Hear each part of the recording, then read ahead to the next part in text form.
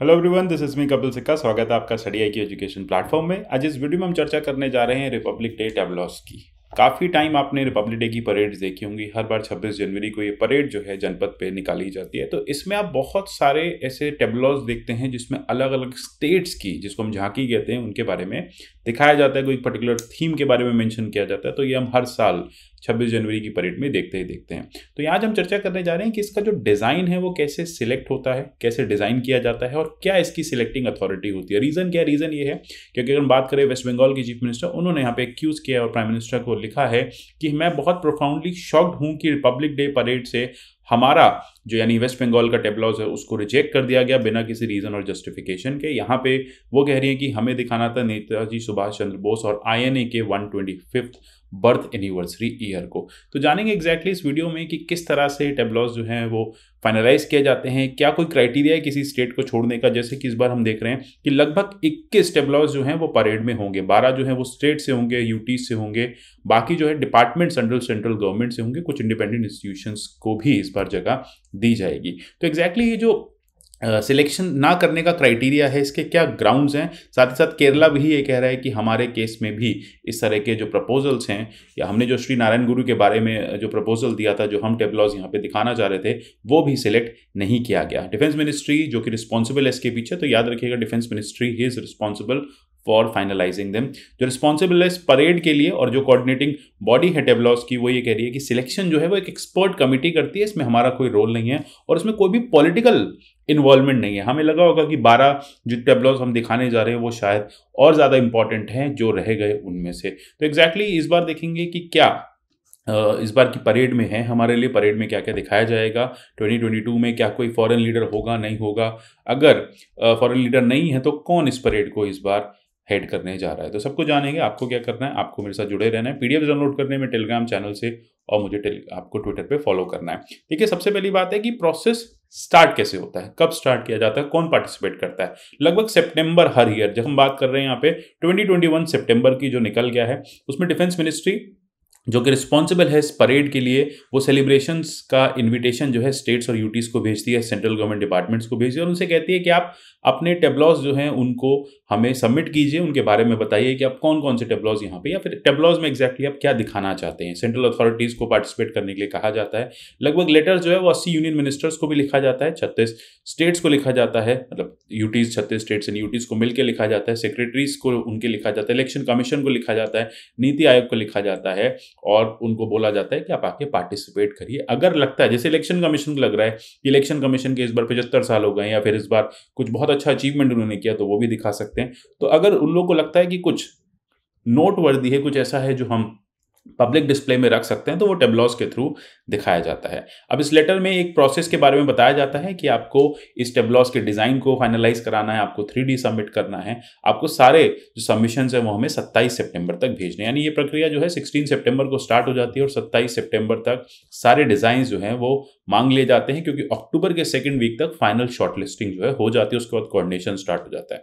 अब पार्टिसिपेंट्स को क्या क्या होता है, पार्टिसिपेंट्स को वो एलिमेंट्स शोकेस करने होते हैं जिसको वो रेलेवेंट समझते हैं। कोई भी ऐसी ओवरआर्किंग थीम जो है वो दिखाना चाहते हैं तो वो उसके बारे में बता सकते हैं। अच्छा, सबसे बड़ी बात है कि आपको अलाइन रहना होता है थीम के साथ। थीम जो है वो मिनिस्ट्री ऑफ डिफेंस दे देती है। इस बार की जैसे 75 साल का भारत की आज़ादी के हो रहे हैं, तो हम यहाँ पे 75 साल सेलिब्रेट कर रहे हैं। ठीक है, हम आज़ादी का अमृत महोत्सव सेलिब्रेट कर रहे हैं। तो इसमें इस बार की जो थीम है वो इंडिया एट 75 है, फ्रीडम स्ट्रगल है, आइडियाज एट 75 है, अचीवमेंट एट 75 है, actions at 75 and resolve at 75। मतलब 75 साल के जो भारत का पूरा इतिहास है, 75 ईयर्स की जो इंडिपेंडेंस है इंडिया की, उसके बारे में या उससे कुछ रिलेटेड दिखाना है। साथ ही साथ मिनिस्ट्री ऑफ डिफेंस कुछ बेसिक गाइडलाइंस भी देती है कि टेबलॉक्स में क्या होना चाहिए, टेबलॉज में क्या होना चाहिए और टेबलॉज में क्या नहीं होना चाहिए।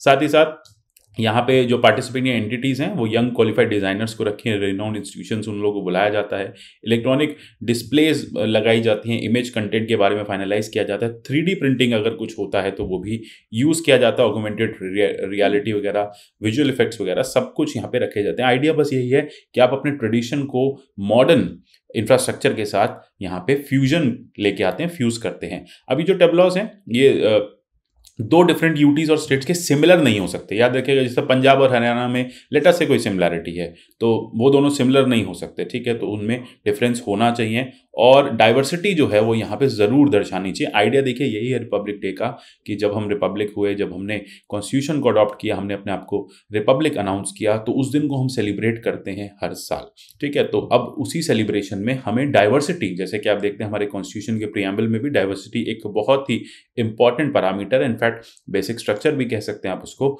तो वो यहाँ पे आपको पोर्ट्रे करनी होती है, शोकेस करनी होती है। तो दूसरी बात है, टेबलॉज जो है उसमें कोई लोगो नहीं होने चाहिए, सिर्फ स्टेट के नाम होने चाहिए, यूटी डिपार्टमेंट्स के नाम होने चाहिए, और ये जो नाम है इंग्लिश में, हिंदी में, फ्रंट में हिंदी होनी चाहिए, बैक में इंग्लिश होनी चाहिए और साइड में रीजनल लैंग्वेज होनी चाहिए। तो आप देखते होंगे कि साइड में रीजनल लैंग्वेज लगी होती है। जब टेबलॉज आगे बढ़ता है तो आगे की तरफ हिंदी में लिखा होता है कौन से स्टेट को रिप्रेजेंट कर रहा है, किस डिपार्टमेंट को, और पीछे की साइड में उसमें लिखा होता है इंग्लिश में। और साथ ही साथ डिफेंस मिनिस्ट्री ये भी कहती है कि आपको इको फ्रेंडली, देखिए काफ़ी लंबे समय से हम बात कर रहे हैं, भारत का एक कमिटमेंट भी है इकोलॉजी के प्रति, हमारे एनवायरनमेंट के प्रति, तो ऐसे केस में ये भी कहा जाता है कि आप जो भी मटेरियल यहाँ पे यूज़ कर रहे हैं उसको इको फ्रेंडली यूज़ करिए, प्लास्टिक बॉटल्स, प्लास्टिक प्रोडक्ट्स को यूज़ मत कीजिए। आगे आ जाता है कि टेबलॉस अब सिलेक्ट कैसे होते हैं। देखिए टेबलॉस को सिलेक्ट करने का काफ़ी इलेबोरेट प्रोसेस, इसमें कोई पॉलिटिकल इन्वॉल्वमेंट नहीं है, टाइम कंज्यूमिंग भी है और बहुत इलेबोरेट भी है। डिफेंस मिनिस्ट्री जो एक एक्सपर्ट की कमेटी बनाती है, ये अलग अलग फील्ड से बुलाए जाते हैं लोग, art, culture, painting, sculpture, music, architecture, choreography जैसे यहाँ पे लोग जो हैं ये आते हैं, शॉर्टलिस्ट करते हैं टेबलॉस को, प्रपोजल्स में से फाइनली सबमिट किए जाते हैं उसके स्केचेस, और फाइनली जो डिज़ाइंस जो हैं उनको स्क्रूटनाइज किया जाता है। सजेशंस जो हैं अगर कोई मॉडिफिकेशन के होते हैं तो वो टीम जो है डिफेंस मिनिस्ट्री के थ्रू कम्युनिकेट करती है। स्केच सिंपल होना चाहिए, कलरफुल होना चाहिए, सेल्फ एक्सप्लेनेटरी होना चाहिए, साथ ही साथ 3D अगर उसका मॉडल है तो 3D मॉडल भी वहाँ पे सबमिट होना चाहिए। अगर कोई ट्रेडिशनल डांस इन्वॉल्व है तो फोक डांस अगर है, उसकी कॉस्ट्यूम्स, कौन कौन से इंस्ट्रूमेंट्स आएंगे, क्या मतलब ट्रेडिशनल रहेगा क्या नहीं रहेगा, एक वीडियो क्लिपिंग भी उस डांस की होनी चाहिए। फाइनली जब ये सब कुछ हो जाता है तो 3D स्ट्रक्चर को बना के भेजा जाता है, फिर उसको अप्रूव किया जाता है, इसको एग्जामिन किया जाता है, सेवरल क्राइटेरिया इसमें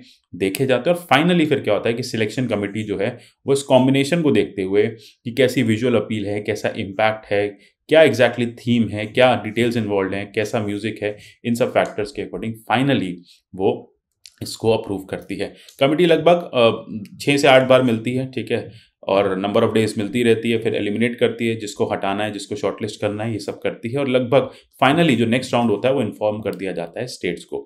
फिर इसके बाद एक लेटर ऑफ पार्टिसिपेशन जो है वो भेज दिया जाता है, ठीक है। तो लेकिन एक बात है कि यहाँ पे एक चीज़ स्ट्रेस की जाती है कि अगर फाइनल सिलेक्शन आपका हो गया तो इसका मतलब ये नहीं है कि राजपथ की फाइनल परेड में आप रहेंगे या नहीं रहेंगे, ठीक है।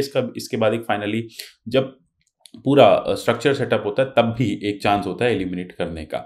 यूजुअली डिफेंस मिनिस्ट्री जो है वो रिकमेंड करती है पार्टिसिपेंट्स को कि वो किसी भी ऐसी फर्म को या फैब्रिकेटर को इन्वॉल्व ना करें जो कोई और टेबलॉस बना रहा है। लेट अस से कोई कंपनी अगर पंजाब का मॉडल बना रही है, टेबलॉस बना रही है, तो फिर हरियाणा गवर्नमेंट ध्यान रखे कि वो उसी पर्सन से ना बनाए, क्योंकि यूजुअली क्या होता है फिर डिज़ाइन सिमिलर हो जाता है, डिज़ाइन एक जैसा लगने लगता है। यहाँ पे डिज़ाइन को लेके कुछ पर्टिकुलर साइज़ वगैरह के बारे में भी बताया गया है कि कुछ एक साइज़ रहना चाहिए। जैसे ट्रैक्टर पे ये चलते हैं, आप देखेंगे आपको पता नहीं चलता, नीचे जो है वो ट्रैक्टर होता है, ऊपर से डिज़ाइन बना दिया जाता है।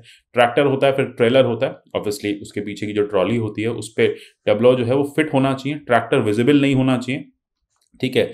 अगर यहाँ पे एडिशनल ट्रैक्टर्स की ज़रूरत है तो उसको मना किया जा सकता है, डिपेंड करता है। देखिए सब कुछ मिनिस्ट्री जो है डिफेंस डिसाइड करती है कि उसकी जो है एस्थेटिक्स भी ख़राब नहीं हो और वो इन टेंडम भी रहे, ठीक है। अब यहाँ पे मिनिस्ट्री अपना ट्रैक्टर प्रोवाइड करती है, अगर आपको लगता है कि नहीं आपका ट्रैक्टर, मिनिस्ट्री का ट्रैक्टर आपके लिए ठीक नहीं है तो आप अपना भी ला सकते हैं, ऐसा स्टेट्स को कहा जाता है।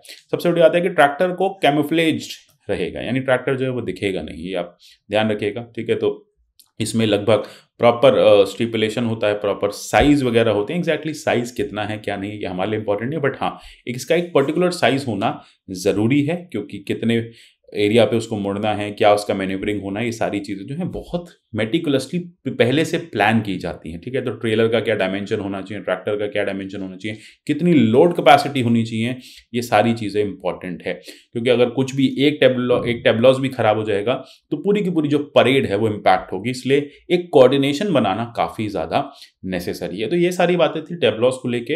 अब देखिए यहाँ पे हमें दिख रहा है कि कोई ऐसा पॉलिटिकल मोटिव नहीं है, बहुत सिंपल है कि हो सकता है जब अब टेबलॉज सामने दिखेगा आपको इस बार की 26 जनवरी की परेड में, तो आपको लगेगा कि हाँ बाकी टेबलॉज हो सकता है ज़्यादा इंपॉर्टेंट थे और दूसरा जो टेबलॉज छूट गया वो थोड़ा कम इंपॉर्टेंट था, मे बी उसको नेक्स्ट ईयर हाईलाइट किया जा सकता है।